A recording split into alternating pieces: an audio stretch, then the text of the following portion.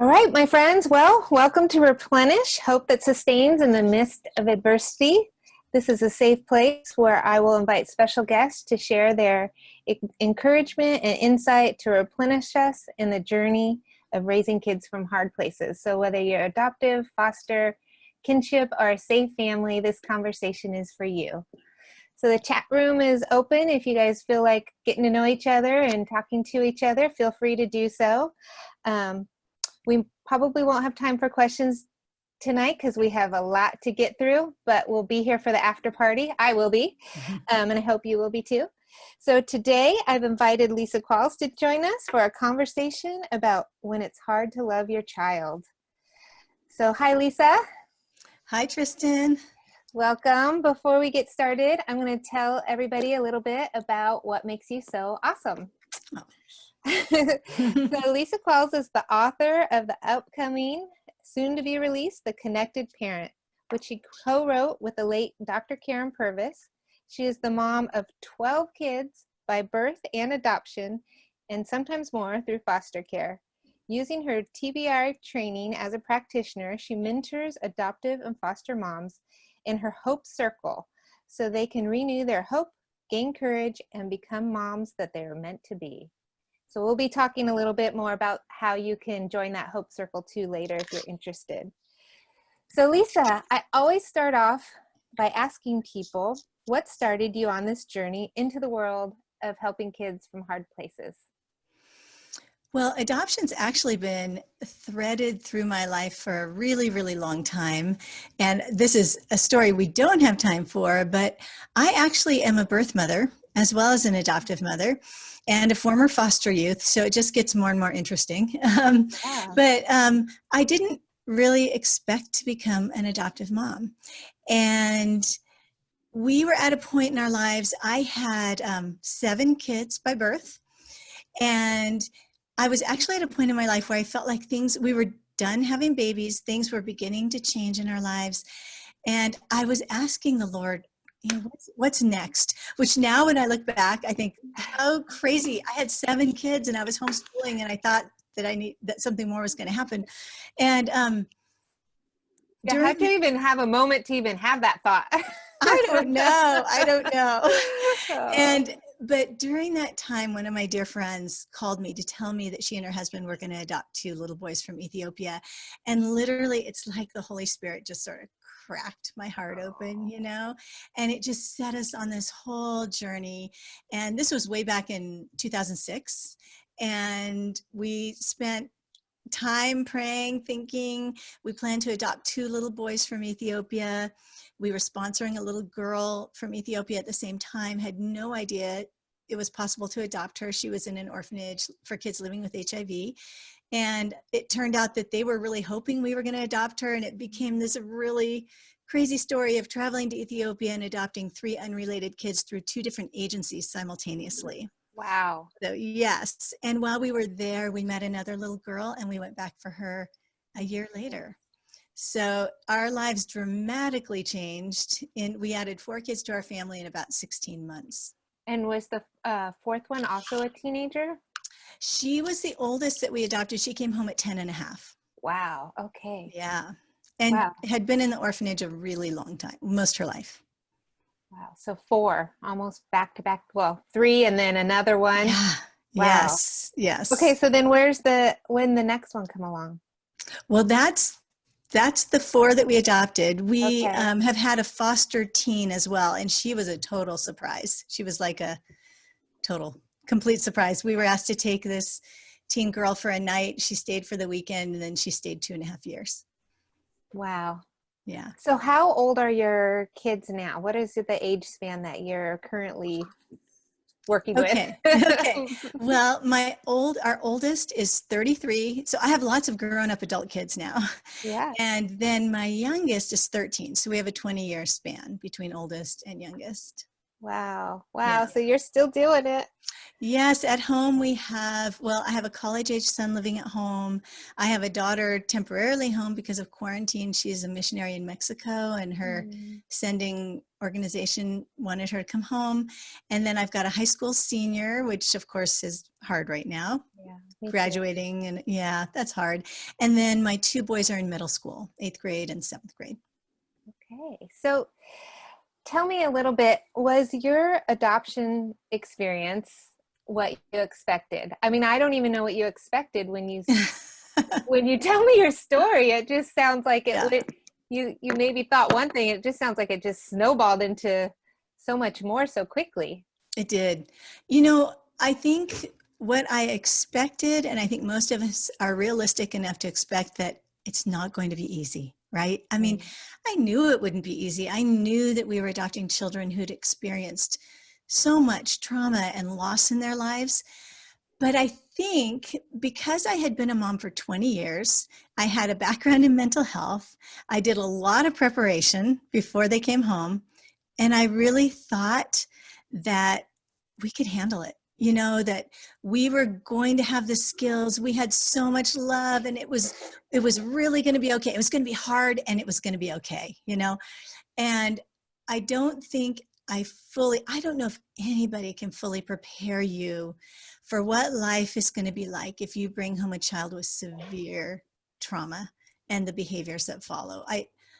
I think if someone had told me, I don't know that I would have believed them. I really don't. And I specifically remember reading Attaching an Adoption by Deborah Gray, mhm. fantastic book. And I remember reading it and thinking, wow, I'm so glad there are people to help families like that, you know? And she ended up becoming our therapist. So I thought, well, isn't that interesting how it all came back around, you know? Oh, I know, I agree. I don't think you can fully grasp it. I think it's like before you have kids, you think you know what you're gonna be like as a mom, and you Hmm. see like maybe some kid having a temper tantrum, you think like, oh, that wouldn't happen under my watch when I'm a mom. And then you're Right. a mom and you're kind of blown away and you join the club and you're like, oh yeah, I get it, no big deal. And I Yeah. think this journey is kind of like that. Like you you can go into it thinking one thing, Hmm. and then you join it, and then you're in this club. You're Yeah. on Replenish with Yeah. this Yeah. group. Well, You're you like, know, now I get it. Now I get yeah, what they're saying. Their judgment goes out completely. the window, and Oh, because you're there, you can empathize. right, right, completely. I think that's why things like this are so important because we need each other and we need community that reminds us that we're not crazy and we're not alone. Right, right, right. So tell me a little bit about your blog, because I know you have a blog, and I know that this is part of the story and how we're going to get into our topic tonight.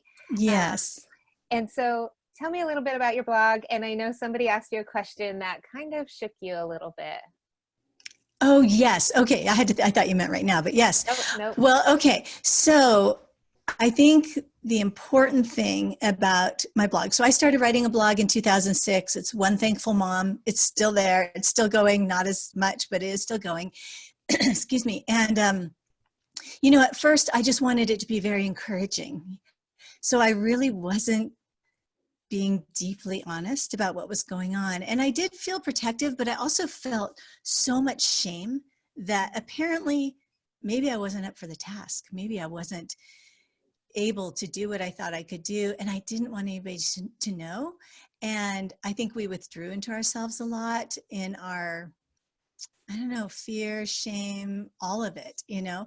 But when I started to get a little honest on my blog, that's when sort of the beauty started to happen because other moms and other parents started really coming into my life and interacting. Back then, way back in 2007, we actually interacted on blogs and not on Facebook, remember? I don't know if any of you remember, but anyhow, so in that process, I used to do something called Tuesday Topics, and a mom sent me a question for the Tuesday topic. And she basically asked me, she said, what do I do if I don't like my child?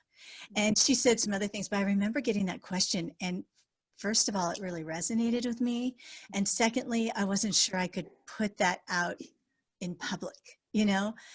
But the more I thought about it, the more I thought, you know what? This is a conversation we need to have. And so this was in 2012. I put that question out, and 8 years later, it is still one of the most read posts on my blog. People search for it. And so I think that tells us something. It tells us that some of us are struggling and we're asking the same question, you know? And I don't think we're talking about, do I love my child? It's do I feel the like? Do I feel any warmth? Do I feel attachment? You know, like we're committed. We love our kids, right? But it just doesn't feel the way, if we've parented before, we know how different this feels. And if we haven't, we still know this is not at all what we dreamed of, right? Because the feelings are just not the way we thought they would be. So yeah, and there was so much response to that blog post initially. I mean, the answers just flooded in, and it was kind of pivotal. It was important, you know? So what made you, even in your blog, start to want to be transparent and start to acknowledge some of those feelings that you were having inside? Just kind of like you were saying, the shame that you were experiencing, and then here you are on this blog and you're wanting to encourage people. Like, what made you kind of decide that, hey, I'm going to get real? And maybe it was a progression in this aha moment of getting this, making this post, one of the most popular ones, helped you in that.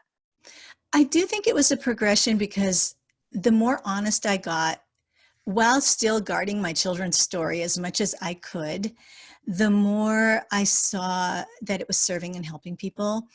I also had this incredible experience of getting in really, really good help, because we started working with Deborah Gray, excuse me, and I started sharing all the things I was learning from her.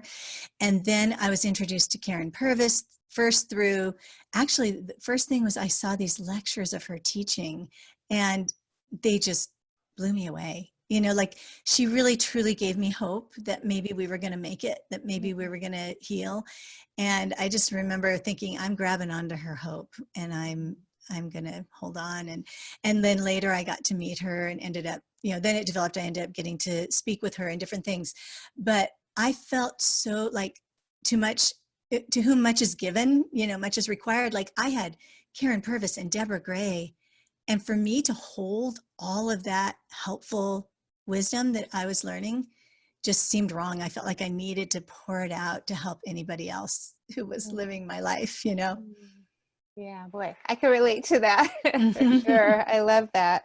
I love that you wanted to just share that you knew other people were hurting, and that was in your heart to make sure that nobody else had to go through what you were experiencing, or if you could lighten their load. Right. Yeah. Well, and if people could learn from my mistakes, then they wouldn't necessarily have to make them themselves, because I did so many things wrong, you know, and I thought if I can help anybody avoid that, that would be good. Yeah. And just to be that honest voice out there with your Yeah. struggles, that's big. So I know when we talked on the phone, you were saying that you wanted to talk a little bit about blocked care. And the precursor to that is blocked trust. So before we get into talking about what this blocked care means, it's such a weird term, I think. Why don't you tell us, what is blocked trust, and what does that have to do with where we're going with blocked care? Okay. So I think blocked trust is just a different name for something that all of us are, well, most of us are probably familiar with. You know, if you have a child who has experienced trauma, or any of the factors that are trauma factors for kids, you know, prenatal stress, separation from their first parent, neglect, all those kinds of things. You know, our kids then, when they're exposed to these things, their brains begin to develop strategies to cope with that. And these strategies cause them to focus more on self-preservation, and they're always watching for the next threatening, dangerous thing to happen, you know. And these are very adaptive behaviors for our kids when they need them. they protect them. I mean, I think of my daughter, Kalkidan. She was on the streets of a very poor slum in Addis Ababa. And gosh, the skills that she developed on the streets and later in the orphanage, they saved her life. You know, they really, really did. And they were very useful and helpful. But when she joined our family, she didn't need those anymore, but she didn't know that. And these were, of course, were not conscious things. It was just the way her brain had been wired to see the world as so threatening and to see all of her siblings as competition for everything, every resource, whether it was food, attention, love, the pink striped shirt, whatever it was. She was always trying to protect herself. And, you know, in her deepest core, I used to say that she had a river of fear running through her veins. And that's what it felt like. But it actually didn't look a whole lot like fear, which I'm sure many of us understand. It looked a lot like aggression. It looked like anger. It looked very out of control, and her behaviors were pretty scary. So Dan Hughes would call that blocked trust. Her ability to trust had been blocked. And the reason I'm using these terms from Dan Hughes, and I don't know if you can, in the email, you might want to include that you send out to your people. You know, Dan Hughes wrote Building the Bonds of Attachment and a number of other books, but he's really extremely well respected in this circle. And so he called this blocked trust. And what then can happen with parents of kids that have blocked trust, sometimes we develop something called blocked care. And what happens is, you know, our kids have all these defending systems. We come into the relationship and we are wired for connection and attachment, and we're ready, right? Our hearts are open. We're ready to attach with our kids, have all this nurture, this relationship. But when we are making attachment bids, we're making bids for connection, just normal stuff, you know, our brains are expecting a response, a certain kind of response. And when we make these, I don't know, bids is the word that keeps coming to my mind. That's more of a marriage counseling thing. But, yes. when we are making these attempts at attachment and connection, and we are repeatedly coming up against rejection, our brains actually start to get confused. And because our brains then will start to protect us from this repeated pain of rejection. And that's what's called blocked care. And two things that are really important to remember is that our child is in no way the enemy. Our child is not the enemy. It is their trauma. It is what has happened to them and to their brains that we are actually battling against. It's not our child. And the other thing that's really important to remember is that this is just brain science. This is not character flaw. This is not sin. I mean, what we do with it, yes, that could go, but, but it's not a conscious choice. It's something that's happening in our brains. And when I think back to my story, I remember feeling eventually over time, as I tried and tried and tried with my daughter, that I had this real moment of feeling like, you know, I thought I was a good mom, but maybe I'm not. Maybe I've never been a good mom. And everything I believed about myself was so shaken because I had chosen to make being a mom my life's work. I mean, that's what I was choosing when I decided to have a huge family. But it made me doubt everything I'd ever believed about myself, you know? And I think when I first heard about blocked care, that it was an actual real thing, I felt this shame just start to lift off of me. Like I wasn't a terrible person after all, you know, that it was really something that was happening to me. Yeah, I can hear what you're saying. What I hear you saying is that blocked care is not necessarily that it's our brain responding. So it's almost like clinical depression. Like when you have clinical depression, your dendrites in your brain look like Joshua trees instead of oak trees. And so it's beyond what you're just not able to get those feel good chemicals that you need in your body.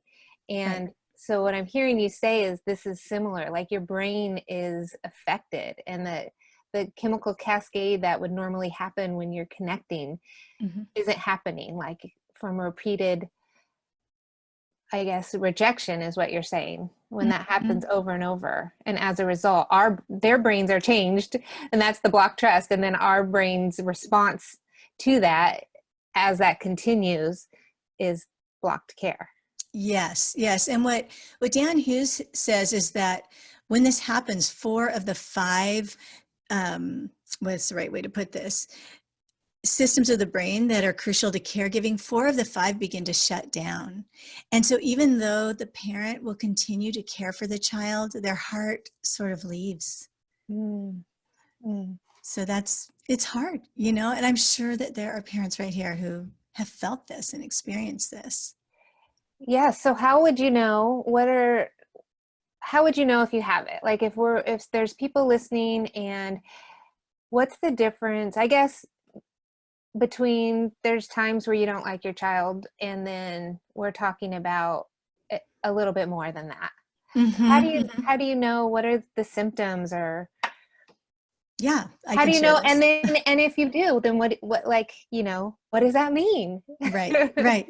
Well, there are 8 signs that you may have Good. developed block care. So I'll just take you through those. Yes. So first, you may feel defensive and guard yourself from rejection. Second, you may feel burned out, chronically overwhelmed and fatigued.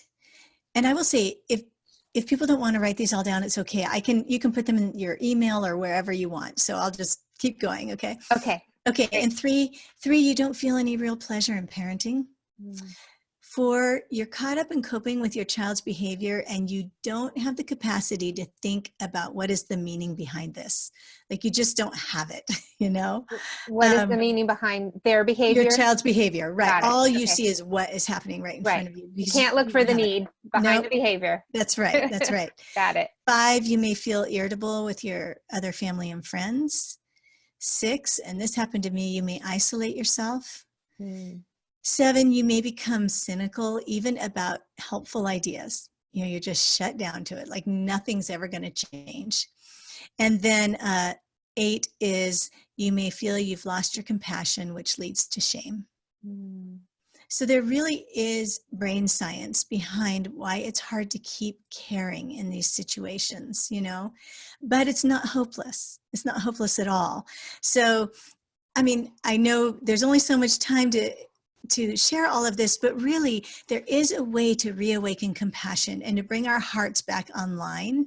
And what Dan Hughes says is that the most important thing a parent needs is actually to be nurtured. Just like our children, with all of their challenges with attachment and blocked trust, they heal through nurture, and so do parents. And so things like this right here are actually really helpful for helping parents overcome blocked care, because when we can care for one another and listen to one another, it actually really helps. And I think the most important thing is, you can find a professional to help you. That's a great idea. You can also find another parent who's just further along the journey, who's gone through this and come out the other side, like me. To mentor you through that. That's another possibility. The really important thing, though, I think, is if you only surround yourself with other parents who are in the exact same spot. I mean, we've all seen this on Facebook, but these groups can get super negative about their children. That will not help. We have to be with people who will give us hope and help us want to open our hearts back up and get our brains back online with getting rid of this blocked care, so that we're able, again, to reach for our children toward attachment. I love that you say that nurture is what we need. I just had this revelation about a year ago with TBRI, and I was struggling. I think it's about a year ago. And I came to this. I'd been trying to, I don't know, just get to a better place with everything, with being a mom and parenting and how things were going. And we had a lot of setbacks. And I had gone through cancer, and that really set the whole family back. And so trying to bounce back from that was really challenging, not only for myself, but my son, who felt threatened, like, oh my gosh, this adoptive mom could die. Like that happened to me Yes. once before. So we went through a lot of challenges, and I had this revelation that I needed to start doing TBRI on myself, that it Yes. wasn't just a thing that I do in a parenting way for my kid, but that it was for me too. So Mhm. when you say we need to do nurture, it just reminds me of that comfort circle, that the attachment cycle, that we need that too. We need to go to our peers and our friends who get this, Mhm. people who Mhm. understand, not maybe our parents or our best friend who hasn't adopted because they don't always get it. They Right. share a tough time and you're like, no, I could blow that out of the water. Yeah. You need people who get it and have been through that. And so I just love that you say that nurture is huge. It's that we need that comfort too. We need those yeses in our lives. We do, and we need to be in a place where we will not be judged. And I think that's hard in the church, even. Mm-hmm. People who think you're doing it wrong, and people who think they can do it better. I'm sure other people have experienced that. Mm-hmm. um, yeah, we need to be with people who will truly support us and walk alongside us. Mm-hmm. So important. Yeah, I love that. So what is this comfort circle that you talk about as a way of helping walk people through if they're going through that? What does that look Okay. like? Okay. Well, I think we're talking about two things here. Okay. One, in terms of practical ways that people can work through this, one thing they can do is, so I have my blog and everything, One Thankful Mom, but I also have another ministry called the Adoption Connection. And I know you had my co-founder on last week, Melissa Yes. Corkum. So Melissa and I, as we began to explore this more deeply, and I was speaking about it, and we decided, you know what, we need to offer something to people. And so we've created something that we call the Compassion Challenge, and that's just a free challenge that people can do to begin learning more about blocked care.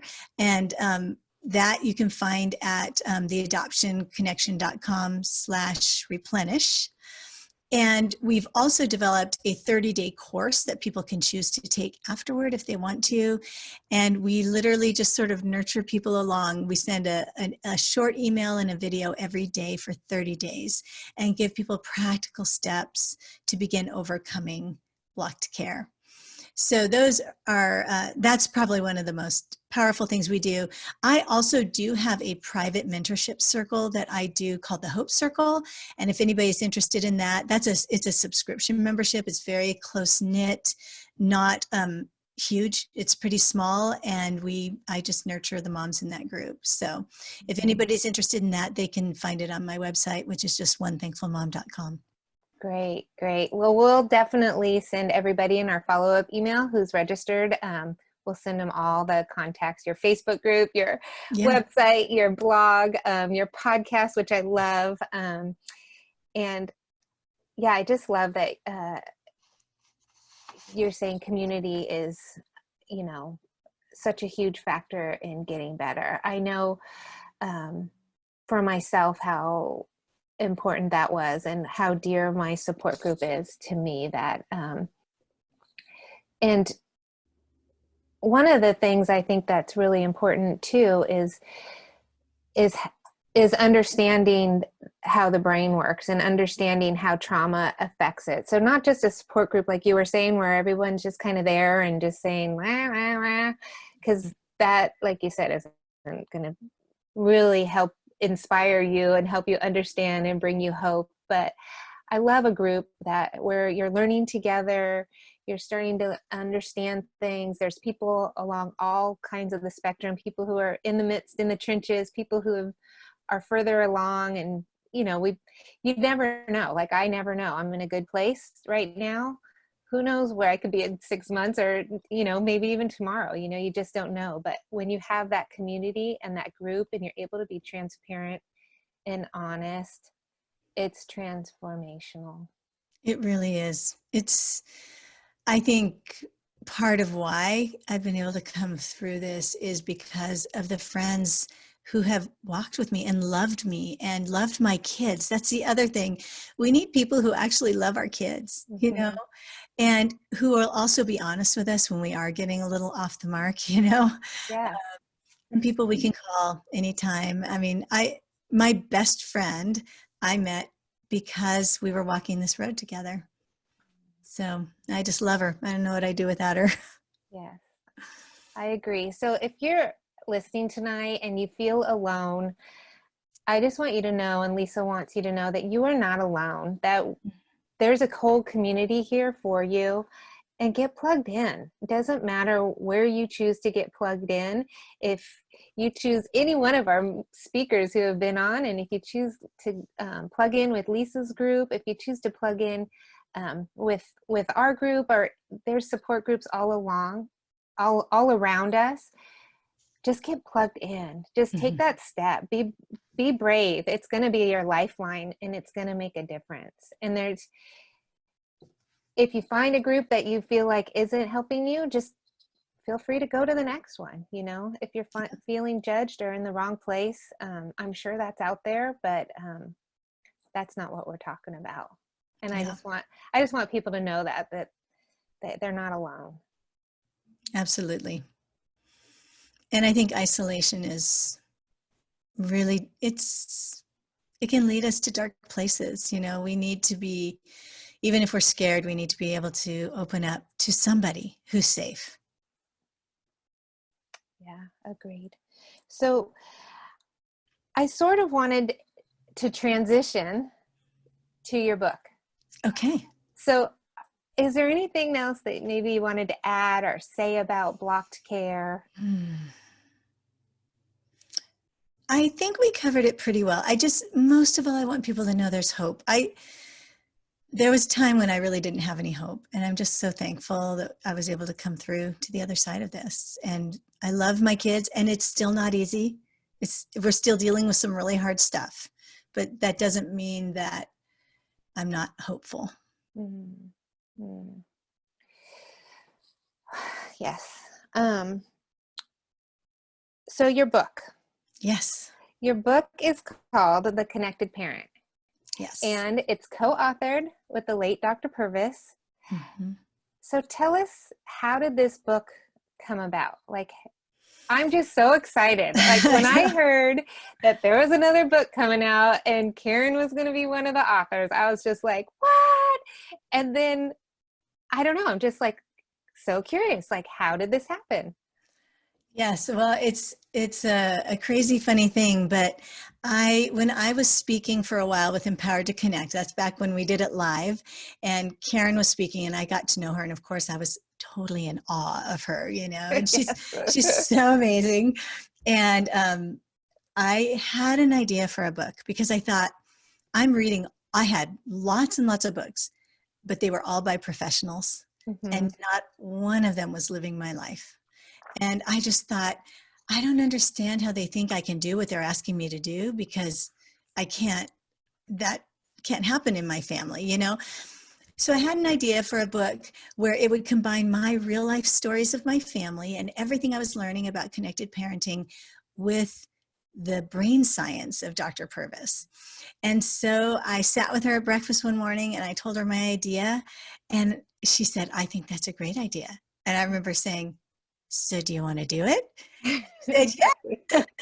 So we started working on the book way back in 2012. We both walked through so many hard things, of course, in those years, of course, with her cancer. And I was in a terrible accident and lost my daughter. And there were so many years when I thought, I don't know if we're ever going to finish, but the Lord did have a plan, and we were able to a really good point near completion before Dr. Purvis passed away. And thankfully, with a lot of her notes and things, her assistant was able to just tie it all up, and it's Wow. coming out. It feels amazing to me that it's happening. So, and of course, we had the support of her family. They knew this was important to her Yeah. and that she wanted this book written. She actually called me one time during a chemo treatment. She was working on the Wow. book. Yes. Wow. So she really wanted it done. And I think it's beautiful. I really do. I love that.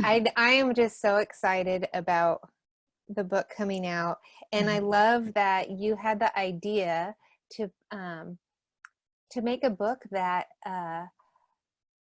involved TBRI and Karen Purvis and your real life, like just Yes. as a mom. You're not a professional doctorate, because I hear so many people say that, like, well, I tried that, but it's not for me, or just kind of poo-poo it, like but I'm no Karen Purvis, and And I I'm just not either. right, and none of us are. She Right. was a professional, and she was just the leader that we all looked up to. And I think in some of that too, maybe you could even romanticize that. We didn't see when we went to our practitioner training, we saw all the bloopers and stuff like that, and we're like, oh my gosh, everybody needs to see these. Mm-hmm.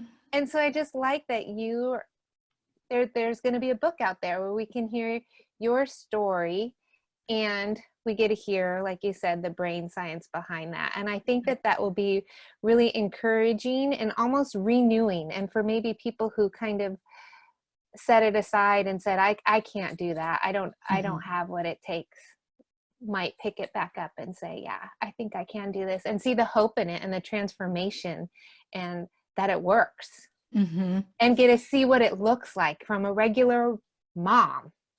Well, I remember in the manuscript being afraid that they would say, you know what, you can't admit that not everything's going to work for every kid. You can't actually say that.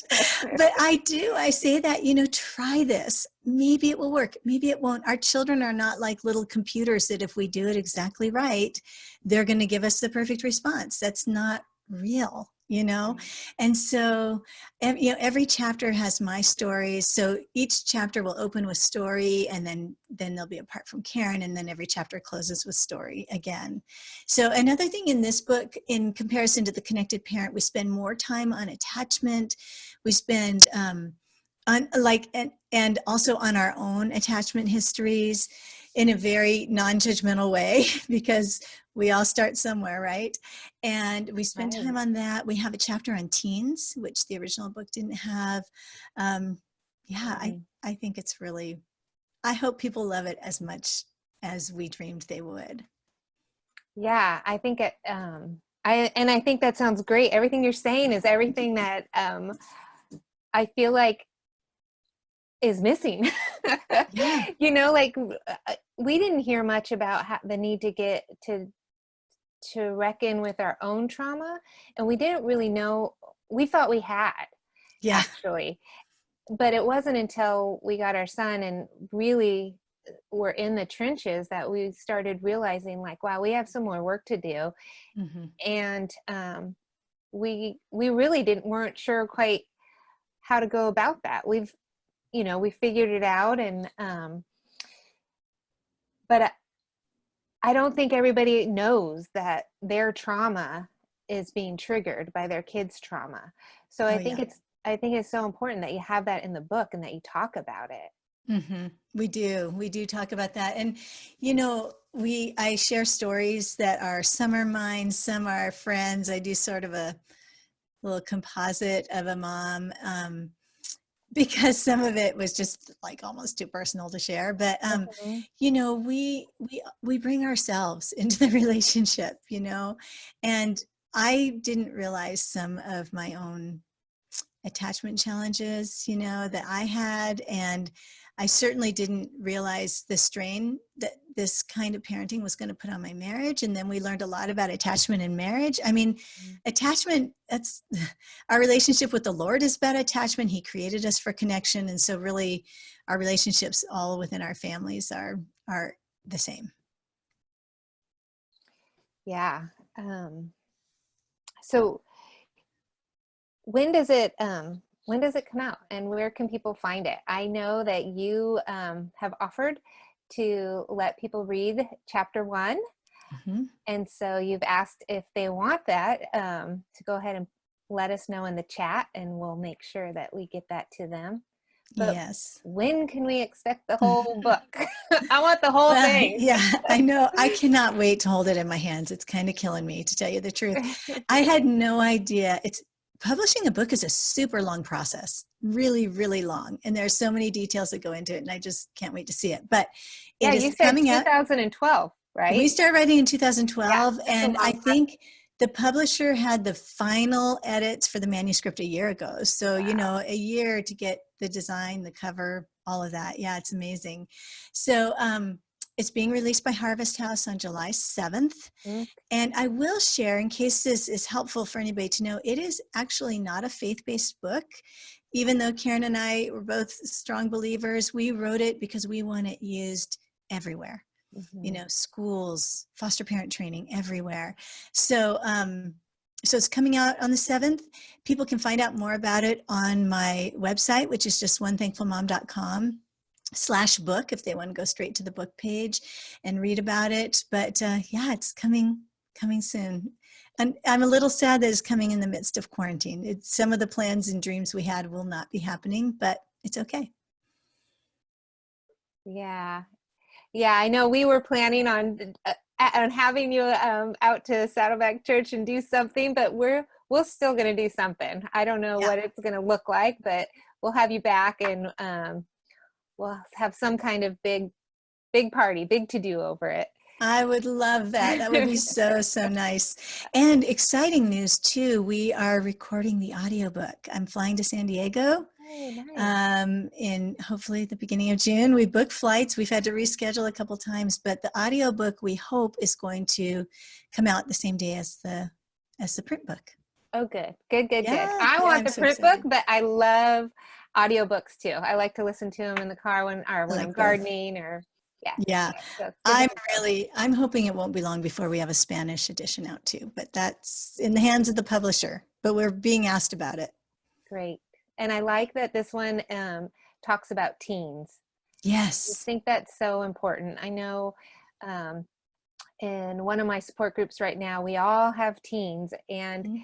um, so it's just nice to know that you're recognizing that age group, and you have to do things differently. Mhm. And what's that look like?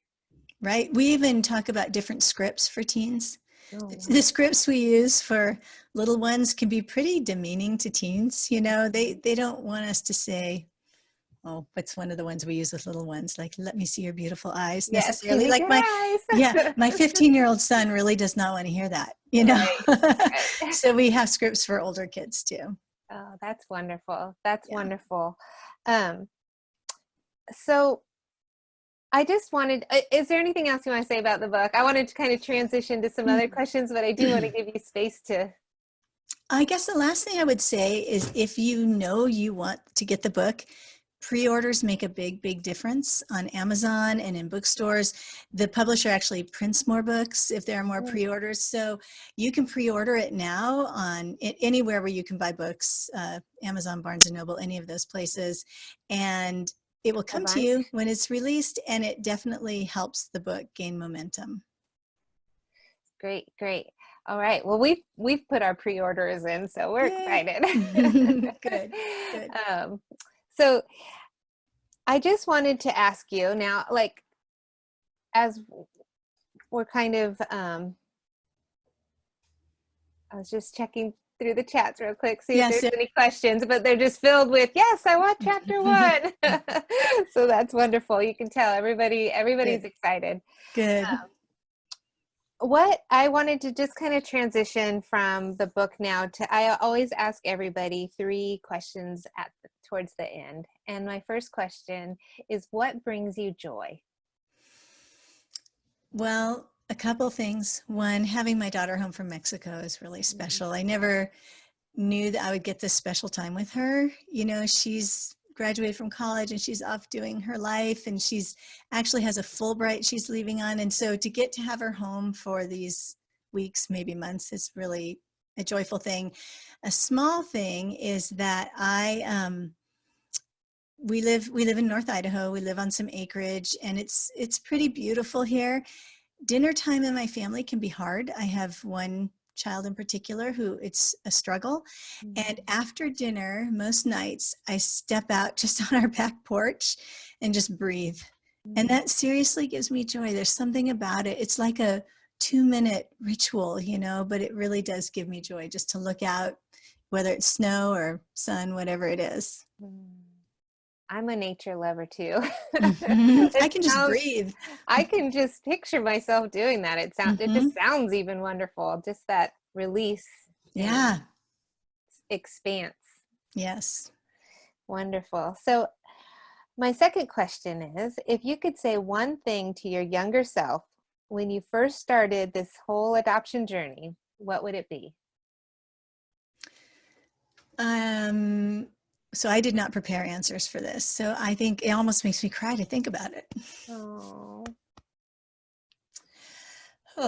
I think I could hug. Yeah, I think I would tell myself it's going to be okay.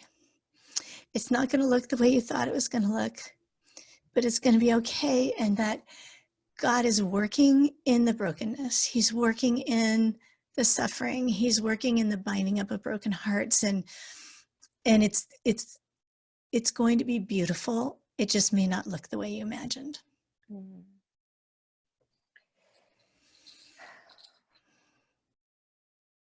I think we can all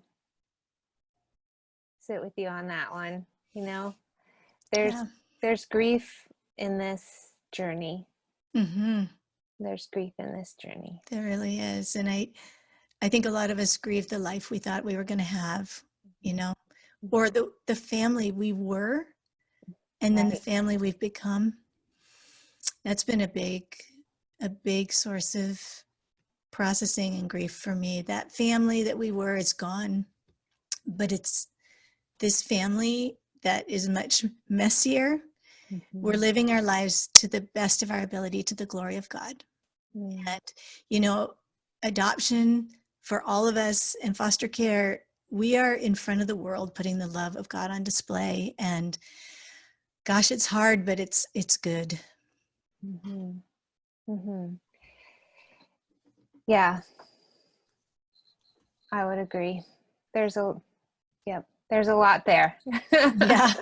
We could do a whole talk on grief. We could. I was like thinking that. I'm like, you know, that's a whole another talk. It is. I do have someone who's asking, just I guess along those lines, siblings who are maybe grieving, not getting along, or, you know, the challenges. Is there, I don't know, before I go on to the next question, it just kind of came up. Is there anything you can say towards that, or any book recommendations, or how you can point to somebody with that? I mean, we all, if we have more than one kid, you know, we all are experiencing some of that, and everybody's affected. We're not only the parents get that, you know, blocked care, but, you know, the siblings, they're also having a hard time being able to break through and build those deep connections and relations. Well, I'm actually really glad somebody asked that, because siblings are one of my passionate things to talk about, speak about. My next book is about siblings. So it's a big, important thing for us to talk about. And the reason I think it's important is because we really did do it wrong. Our kids really lost us in the process for a long time. My daughter once said that, she said, you know, my mom and dad adopted kids who didn't have parents because they wanted to, you know, care for them. But as a result, I feel like I lost mine. Like, you know, that was big. But I think we learned a lot. And I think this is another whole thing we could talk about for an hour. But I think safety is really important.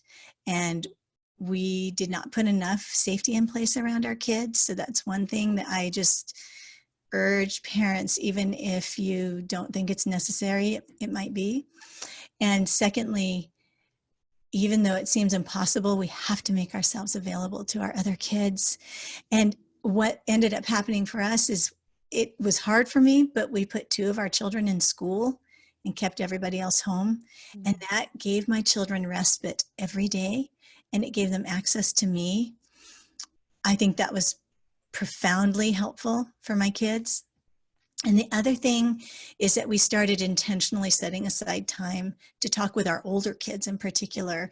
And we told them, we're sorry that this happened to your life. We know that you lost a lot, and we didn't know that when we went into this. We didn't know the pain this was going to bring you, but we really like who you're becoming.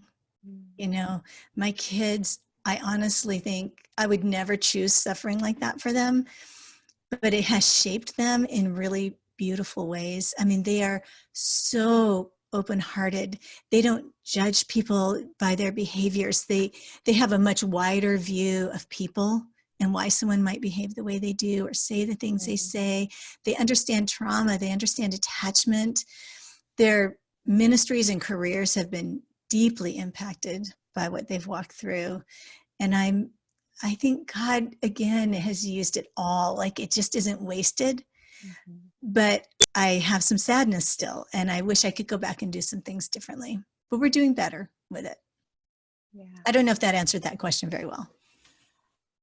I think it did. Okay.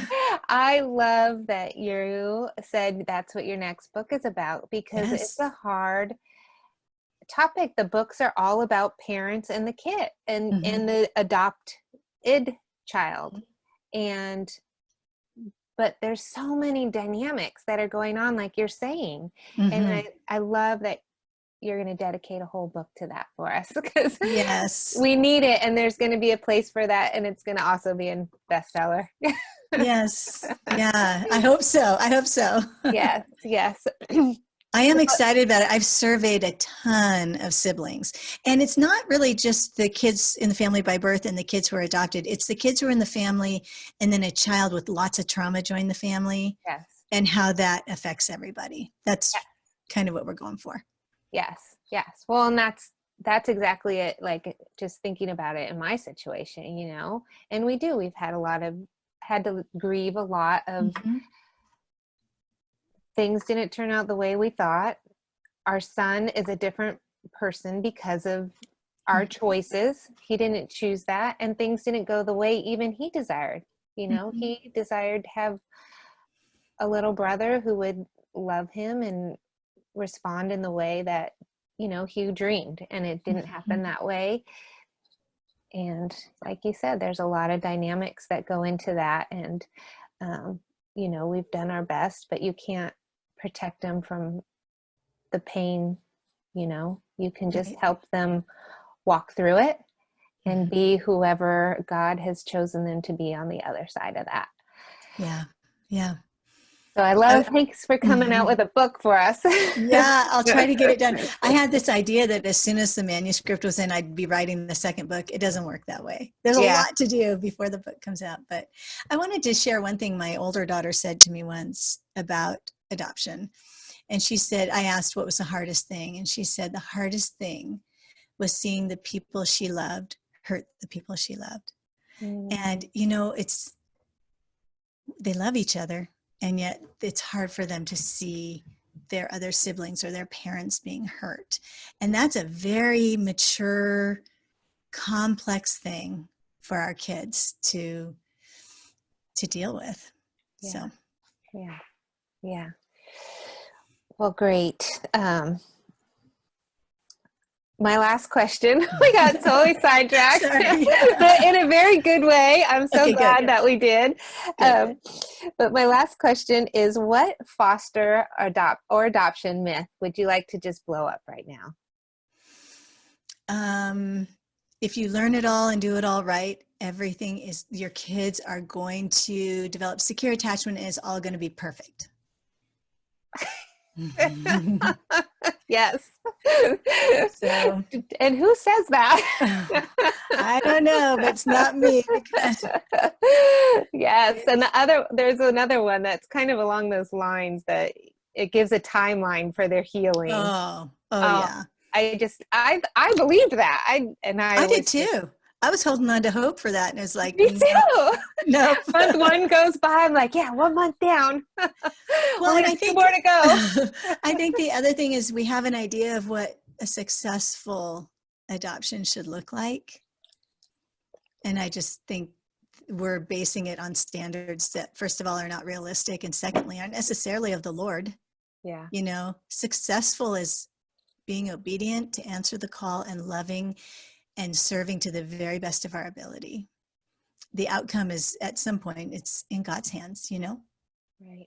I would agree. I thought that healing meant that my adopted son would be as though he had never been traumatized in the first place, as though he would act like a Yes. bio child. And it would feel the same, And right? it You would thought it feel would the feel the same for same. me. Right. I Yeah. wouldn't miss the fact that I never saw him walk or I don't even Right. know. Like, yeah, Yeah. I thought that too. yeah, yes. And that's not what healing's about, right? No. Well, thank you so much for Yeah. coming on.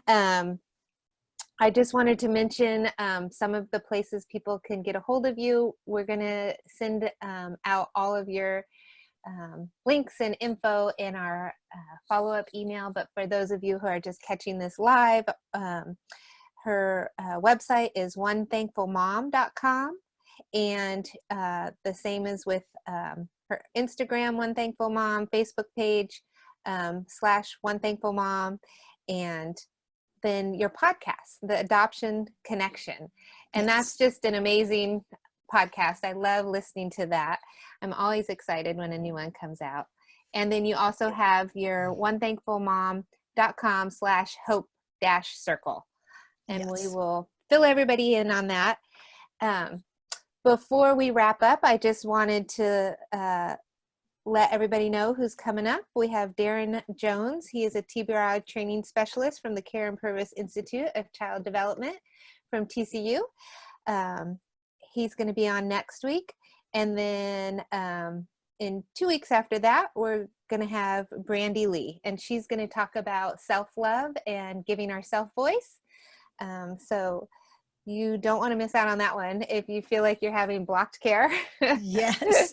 And Brandy's fantastic. You're having everybody on that's so fun and Yes, awesome I and know. smart. Thank you. Well, it's all people that we met at that Refresh conference. That's where Yes. we met you, and Yes. so we're going with the people we know. Yes, that's good. That's And I'm good. so appreciative that everybody's been so gracious to come on and just share with us. Yeah, that's wonderful.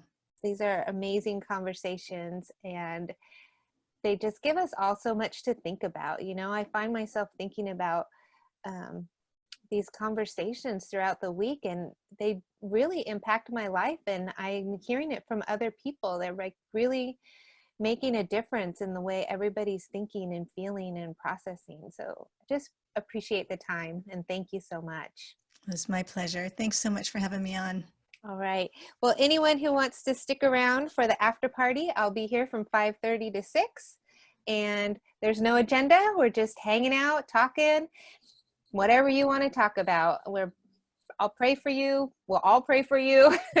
We're just hanging out. So stick around for that. So thank you, Lisa. Thank you so much. I appreciate it. Well, it was my pleasure. Thanks for having me. All right. God All right, bless. Thank thanks. you. Bye-bye.